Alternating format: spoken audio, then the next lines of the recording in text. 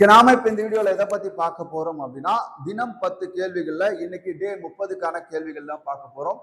இந்த 30 கேள்வியும் நான் உங்களுக்கு வாசிக்கிறேன். அதுக்கு உங்களுக்கு ஆன்சர் தெரிஞ்சா நீங்க என்ன பண்ணலாம், ஆன்சர் பண்ணலாம். நான் டீட்டெயில் ஆன்சர் சொல்றேன். அமுக்த மால்யதா நூலினுடைய ஆசிரியர் யார்? சொத்துரிமை எந்த சட்ட திருத்தத்தின் மூலம் அடிப்படை உரிமையிலிருந்து நீக்கப்பட்டது? இந்தியாவில் பணக்கொள்கையை வகுக்கக்கூடிய அமைப்பு எது? பருத்தி சாகுபடிக்கு மிகவும் ஏற்ற மண் எது? தெரிஞ்சா கமெண்ட் பண்ணுங்க. உலகிலேயே மிகப்பெரிய சதுப்பு நில காடு எது?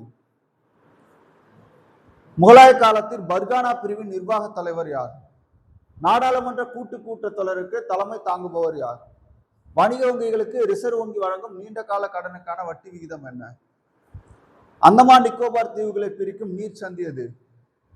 இந்தியாவில் புலி திட்டம் ப்ராஜெக்ட் டைகர் எப்போ தொடங்கப்பட்டது? ஓகே, ஒவ்வொரு கொஸ்டினுக்கும் ஆன்சர் பார்க்கலாமா?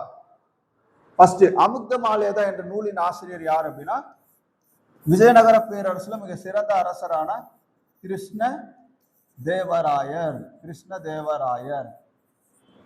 அடுத்த கொஸ்டின் பாருங்க. சொத்துரிமை எந்த சட்ட திருத்தம் மூலம் அடிப்படை உரிமையிலிருந்து நீக்கப்பட்டது? 44வது சட்ட திருத்தம் 1978.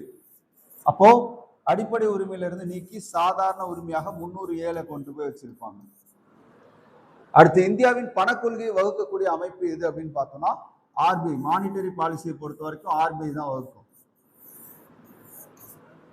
அடுத்தது, பருத்தி சாகுபடிக்கு ஏற்ற மண் பாத்தீங்கன்னா ரிகர் மண்ணுன்னு சொல்லுவாங்க, அல்லது பருத்தி மண் அப்படின்னு சொல்லுவாங்க, அப்படி எல்லாம் கரிசல் மண் சொல்லுவாங்க. ஓகேவா? எப்படி சொன்னாலும் அது பருத்தி விளைய ஏற்ற மண். உலகிலேயே மிகப்பெரிய சதுப்பு நில காடு எது அப்படின்னு பாத்தீங்கன்னா சுந்தரவன காடு. சுந்தர்பன்.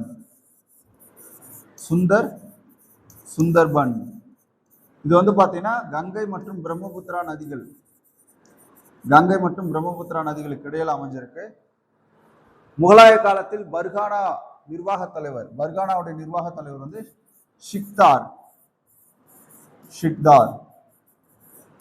யாரு? ஷிக்தார். நாடாளுமன்ற கூட்டத்தொடருக்கு தலைமை தாங்குபவர் யாருன்னா மக்களவை சபாநாயகர்.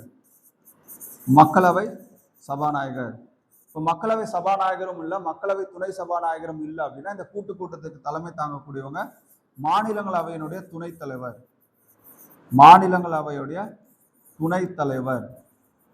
ஓகேவா? இது ரொம்ப முக்கியம்.